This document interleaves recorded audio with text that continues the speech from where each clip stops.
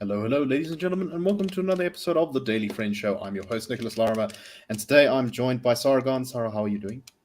Oh, well, thank you. Well, thank you, Nick. And Makone Maja. Makone, how are you doing? Good. Good to be back with the both of you. Excellent stuff. Right, so I've found that we talked about this story last week, but we kind of need to complete it because it was such a fantastic political story. It's the kind of thing where if we were in the UK, our kind of lively tabloids would have harped on about this for ages. And that is, of course, the resignation of the mayor of Tshwane, the very short-lived mayor of Tshwane, who was from Cope. And last week we talked about how he had been found insolvent. It was found that he was in fact insolvent. And as per the law, you cannot be an insolvent person and run for public office. So in other words, the IEC should have disbarred him originally from running to be a councillor, never mind being elected mayor of the city, of the country's capital. And things kind of came to it looked like things were coming to a head, that he'd been removed as a councillor and that he was no longer mayor. But he produced a document claiming that he was in fact rehabilitated, and he had been since 2018. And in fact, the claims against him that he was still insolvent were ludicrous, that everything was above board. This document went out on social media, and very quickly, people with some legal knowledge looked at it, and people also with, eyes, because it's not a very good fake, looked at it and said, wait a minute, this document doesn't look very legitimate. Someone reported it to the North Gauteng High Court, which proceeded to issue a statement. Their chief registrar issued a statement saying, Tumelo Rufilwe Ledwaba, the chief registrar of the High Court of South Africa, Division in Pretoria, hereby confirm that document purporting to be an order issued by the court was never issued in our court. And so, in other words, he was still unrehabilitated, insolvent, and therefore was still disqualified.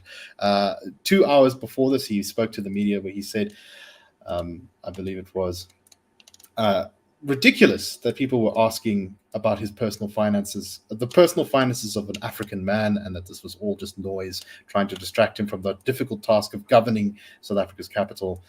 However, once the High Court had issued this, he resigned from office, saying that he was resigning to protect the integrity of the office of Mayor of Tshwane, and that his resignation in no way constituted an admission of guilt with regards to the alleged forging of the document. He's apparently been reported to the Hawks by the registrar of the High Court, Gauteng, and he has also had a criminal case opened against him by the anti-ANC coalition, DA, Action SA, ACDP, IFP, and Freedom Front Plus. The funniest, though, of course, was the ANC's reaction to this, where I believe the word they used was, they said they were horrified to find out that they had been lied to by this person they had appointed mayor of Tshwane. What a wonderful and silly and also tragic story, because, of course, now Tshwane is once again back in chaos, and service delivery is an even glimmer, even more distant glimmer on the horizon. Sara, what do you make of this whole shebang? Well, when it first came out that he presented his certificate, and I saw a copy of it online, and I thought, wow, you didn't actually have to go below the first two lines. The first line was rehabilitation order or something to that effect. Now, no court order or no court judgment starts with that line. The court starts with, in the court of, as I think it's Pretoria, the High Court of South Africa, in the Pretoria Division or whatever it's called, in the High Court of South Africa North. That was what the second line was. North of what? Look, the end result was he went south while his certificate went north, and never the twain shall meet. So it was there were other things. There were spelling mistakes. There was, including as Makone pointed out, his own name. It was, I don't know, it's sort of, you got the impression that he was a sort of big, burly man with a sort of slightly high-pitched voice. You think, African man, Sara. Man with a high-pitched voice. And I thought, I don't know, I just sort of thought, he looks like he would be a sort of low-grade mafia sort of soldier. Just that sort of, I don't know, feeling. And oh, that was funny. I mean, this is like as if the whole process wasn't bizarre enough. It sort of ends with his crashing and burning and egg on the faces, so to speak, of the ANC and the EFF. Apologies and horror notwithstanding. Yeah, Cope did issue what they called an apology to the nation with regards to this entire saga, saying that they were shocked and horrified. Well, the one that's not run by Mosiuoa Lekota. Okay, well, now that's interesting because I saw Dennis Bloom, the other leader of Cope. Cope seems to always have two leaders who are at loggerheads with each other. But anyway, be that as it may, I saw him being interviewed outside somewhere, and he was angry, and he was standing up for his member, and he was criticizing the coalition and it's a coalition's fault that no one knew that he was an unrehabilitated insolvent. And I thought, this party does not deserve to be here come 2024 election. Yeah, no, that seems to be at least a takeaway from this is that I think Cope is completely spent. I mean, it's been on the most faint of vapors for a long time, but this really seems, I think, to be the final nail. I don't know. They're going to hold these council seats until 2026 or something, right? And there are a couple of key ones. And without Cope, the coalition in Tshwane only, I believe, has a majority of one seat. Without including the EFF, PA, or ANC. So who knows? They may still have a role to play in the city's politics. Makone, what do you make of this whole mess? It just, on one hand, it's just so funny because it's just ridiculous. Everything is ridiculous. The characters are ridiculous. The attempt to sort of blatantly bluster through all these illegalities in public and then just get caught out like so embarrassingly. It's very funny. But at the same time, it's also just kind of sad that, this is where we are. What's your thoughts on this? I think on a lighter note, it pains me to see that in the primed era of deep fakes, this is the best South Africa can produce. I mean, that's a good point. We don't know whether he. It's the evidence seems to suggest that he may have faked this, but whoever faked it didn't bother to ask him how to spell his name. He's certainly not admitting to guilt. He claims he's stepping down to protect the image of the office of mayor. And it actually pains me to see the great city of Tshwane descending to this mess. Sorry, I think you wanted to chime in there. It's not the image, it's the integrity. Oh, sorry, the integrity of the office of mayor of Tshwane descend into this pile of crap. But I hope there will be more consequences than just good laughs and banter. I hope he will actually be arrested because this is fraud. Fraud and forgery is rife, especially in the upper echelons of government, as we're learning. There was another guy who forged a PhD, and now here comes another one forging a rehabilitation a statement of insolvency. I really do hope that there'll be more than just apologies from Cope, and that criminal institutions will come after him for this. Yes, no, that's a very important point, and the ball has started rolling on that one. But I suspect it's not going to make it into the media if he does actually get arrested. But regardless of that, it is important that something like this is prosecuted, because we have a lot of problems with governance in South Africa, and this certainly does not improve the situation in the slightest. I would, the future is looming, however, and the coalition is once again now got to elect a speaker because, of course, the Cope member of the council was the speaker on the side of the coalition before he defected to become the mayor of the ANC-EFF coalition. However, because he resigned as speaker to become the mayor, that position is now open, and now the coalition will have a chance to vote again, and we'll see whether they are able to put through their candidate. Or whether there'll be defections in the secret ballot again, like last time. Sara, any final thoughts? Well, I suppose the one pleasure, the getting a measure of Schadenfreude from the fact that the EFF and the ANC engineered this bizarre situation, to get him from speaker to mayor with a few defections in between, and they've lost the position. Indeed.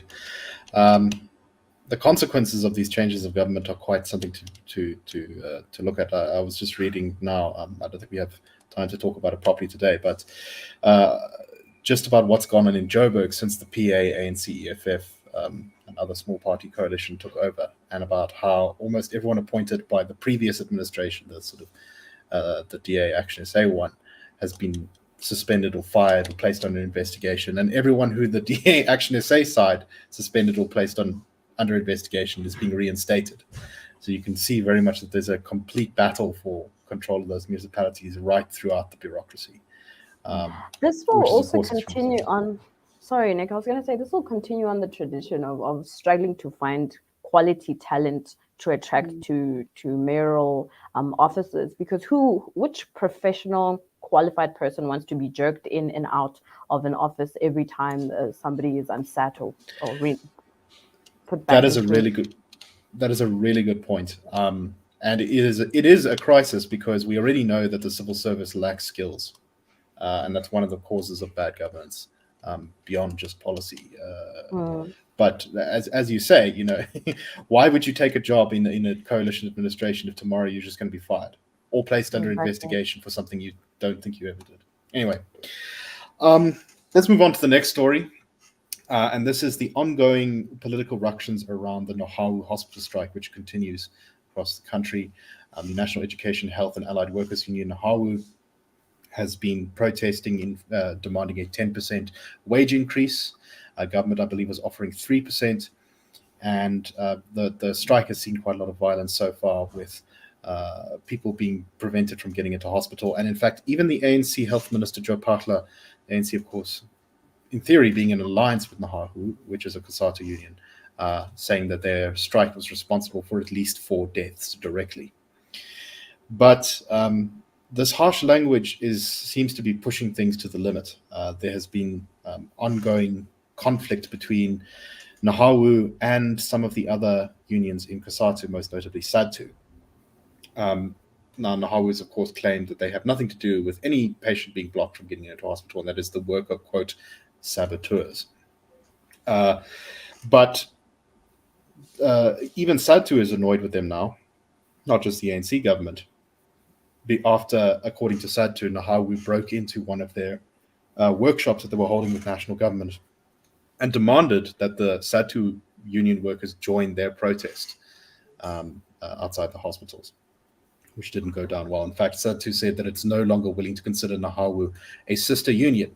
Nahawu apparently wants to break away from the tripartite alliance and oppose the ANC government now, because it's not, they say that it is no longer in support of workers. And this is interesting because it suggests that Nahawu may go off to join COSATU's breakaway union, which is, I think, mostly formed of the National Union of Metal Workers in South Africa, NUMSA. However, that union coalition, SAFTU, is also in chaos at the moment because its senior leaders, Irvin Jim and Zwelithini Mavabi, are fighting each other, accusing each other of, I think, misappropriating funds. So, Makone, I put it to you that the union movement in general seems like it's politically much more of a spent force than it once was. What's your thoughts? Well, I think it's about time that this incestuous relationship the government and trade unions have finally come to an end. It's a downward spiral. One is very, it looks upon very favorably. And on the disruptions by Nahawu on a meeting that SATU had convened, I have to say the kettle and the pot meet again. Disruptions impeding organizations or stopping people from carrying on with public administrative services. It's poetic, isn't it? It's poetic justice, exactly.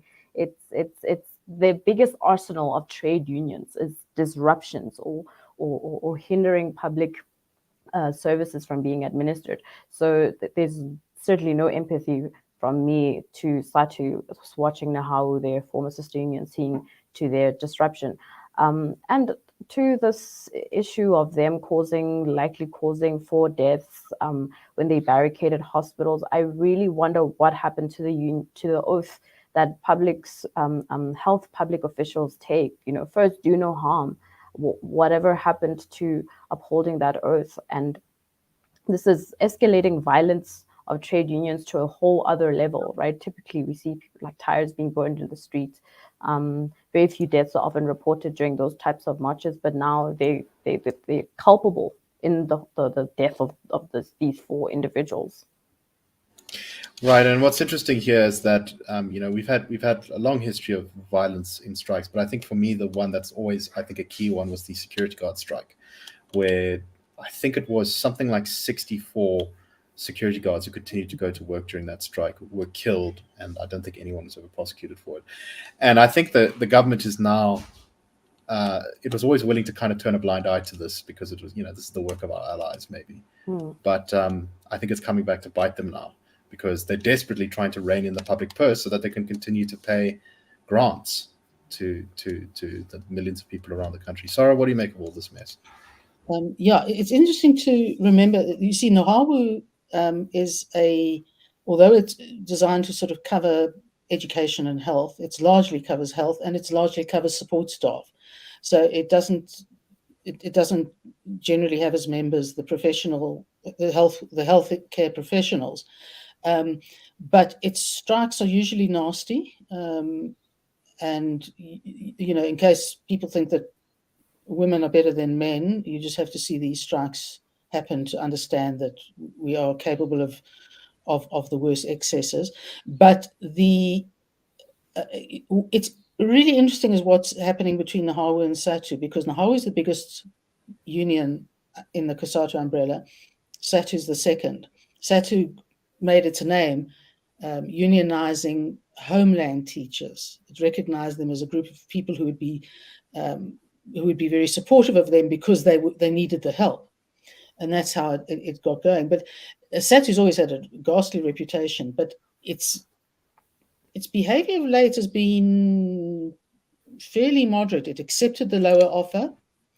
It may be about current leadership. I'm not entirely sure, but it accepted the lower offer. It hasn't participated in the strike despite calls by Nahawu to do so, and Nahawu is reacting accordingly. And the very fact that it says it doesn't consider Nahawu its sister union anymore is really quite extraordinary. It means there is a schism between the 2 largest trade unions in the COSATU field, and this obviously may portend, as you spoke of, the schism away from the ANC by perhaps Nahawu, and obviously not SATU, because it's sort of very much playing the game. It's sort of, perhaps making sure that those grants are able to be paid after the elections. I think there are 2 things that need to happen. I mentioned threatening anybody or causing any damage, anything. The hospitals must discipline, and if appropriate, dismiss them. That's what you do. Those are the lessons you learn. The other thing, I gather that the interdicts have rendered the strike unprotected. Now, when a strike is protected, in other words, the procedure has been gone through to reach the right point at which they're entitled to strike, you may not discipline strikers just for striking. So they are protected in that regard. But once it's been declared unprotected, then at some point, the government can actually consider dismissing those staff for striking, for partaking to an unacceptable degree or for an unacceptable length of time in an unprotected strike. Now, it requires some very considerable professional coordination to do that, but it is a hell of a lesson. And very often when you have these repeated episodes of misbehavior, at some point something drastic has to be done. So it's certainly for the government to do. Whether the government will or not is another thing altogether. But it sort of also goes to the malaise of the state of hospitals in general, the dissatisfaction amongst the professionals over the sheer incompetence by the various departments of health in providing them with what they need to perform their service. But it gives you an idea of the sense of remove from the zeitgeist that the Nahawu members have been experiencing. I saw a picture where one of the one of the protesters was holding up a banner saying, bursaries for our children. I mean, wow. 45% unemployment, people on 350 Rand per month grants, and they wanted the housing provision to be put into, to be exercised, and they were asking for bursaries for their children. I mean, what you've got is a union whose only answer to any dispute is thuggery. They haven't reined this stuff in. It's not good for. I wouldn't be so quick if I was SAFTU to take them on should they leave COSATU. There's no discipline there, and it's never saboteurs. It's never the third force. It doesn't matter how many times the union may say that it's not their members. Of course, it's always their members. They're the only people who stand to gain by violent action. Yeah, no, exactly. It's kind of, yeah. Makone, let me just go to you. What are your final thoughts on this story before we move on? Final thoughts is a quote from Thomas Sowell. I think I've said it on the show before, but corporations are for corporations, just as politicians are for politicians and trade unions are for trade unions. They do not act to protect the interests of their members. In fact, they punish them. I mean, I saw images, nothing like the deaths of the security guards you spoke about, Nick, but I saw images of people in corridors of hospitals dressed in Nahau t-shirts with shambox ready to whip staff that actually showed up to work. So they definitely enjoy, I think trade unions enjoy too many liberties and privileges, protections from government. It's about time that came to an end. Right, and that is a key objective of any new government of this country, if the ANC should fall out of power, is reforming our labour legislation and making it so that labour relations are not dominated by violent unions, but instead the right to strike is exercised peacefully and responsibly by unions that are interested actually in advancing the overall health of their members' businesses, not just playing political games. Okay, so it's actually, I think, quite apt that we're talking about COSATU because a lot of critics, myself included, of how the ANC government has run education in South Africa have COSATU playing a major role in the poor quality of education that many South Africans receive. Because, as has been pointed out by many, that many unionized teachers often aren't held particularly accountable for poor performance in schools, and their professionalism and things like that slips.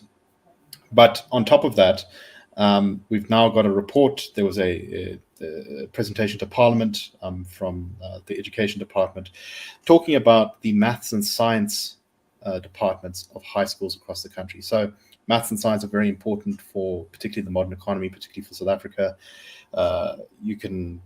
There's all sorts of careers which can really get one out of poverty, like sort of leapfrog someone out of poverty if they can get into them, that you can get by starting off doing maths in high school. Stuff like engineering and IT and that kind of thing. And this report said that only 43% of maths and science heads of departments, we're not talking about teachers, we're talking about the heads of the departments in high schools across the country, are equipped appropriately to support teachers. Most of the teachers who are the heads of these departments actually have no training whatsoever in maths themselves, maths or science themselves, and in fact tend to specialize in other subjects such as history or geography. The department went on to say the insufficient number of teachers coming through the system who are training to teach in maths or science is part of the problem.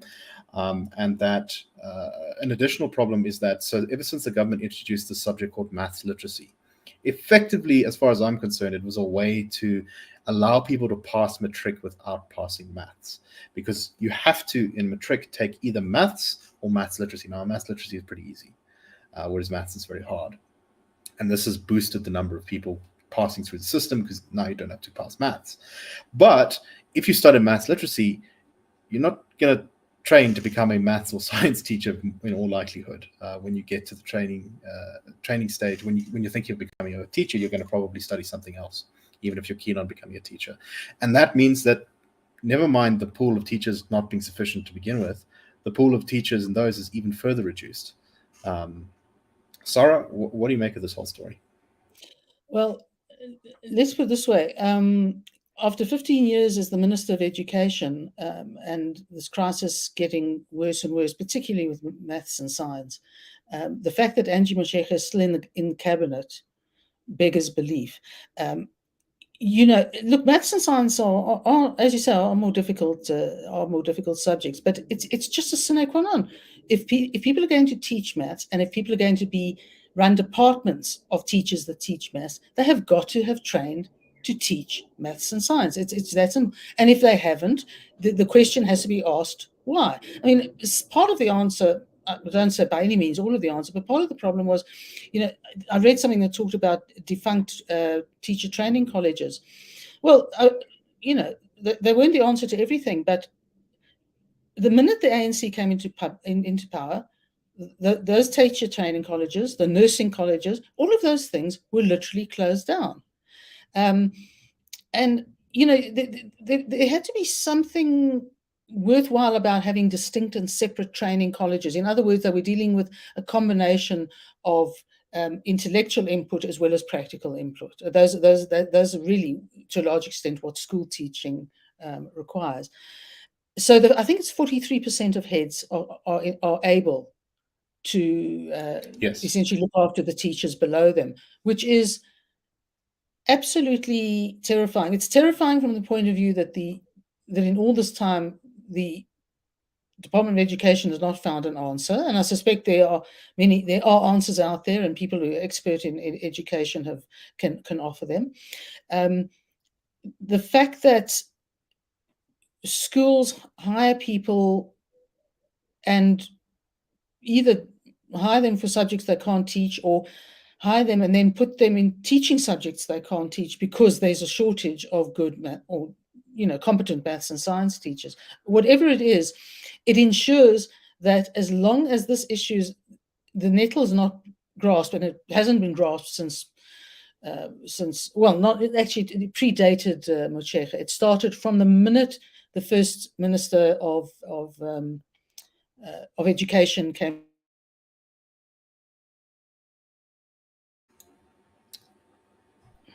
which of course is not necessarily the answer to your problems. The whole approach to the OBE, outcomes-based education, Kota Asmal, even, a very, very academic approach to education, not a real, not a practical, not a substantially syllabus-based approach to education was taken up, and it failed. And Motshekga went in from that period where things were failing, and I don't know what, all the things she's done just haven't made that difference, and that's the only difference that counts. It makes us inappropriate to provide, or unable to provide people to enter into that fourth industrial revolution, as is happening increasingly in Africa, and we certainly offer no competition in that regard. So yeah, no. Angie Motshekga is interesting because she's actually received, I think, probably more praise from people like the opposition. I think even at one point, Helen Zille, when she was Premier of the Western Cape, had good things to say about her.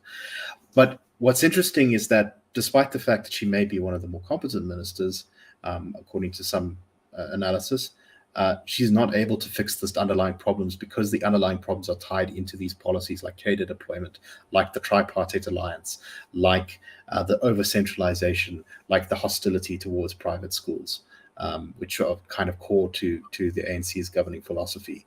And those are the real sources of the rot in the whole system. Makone, your thoughts?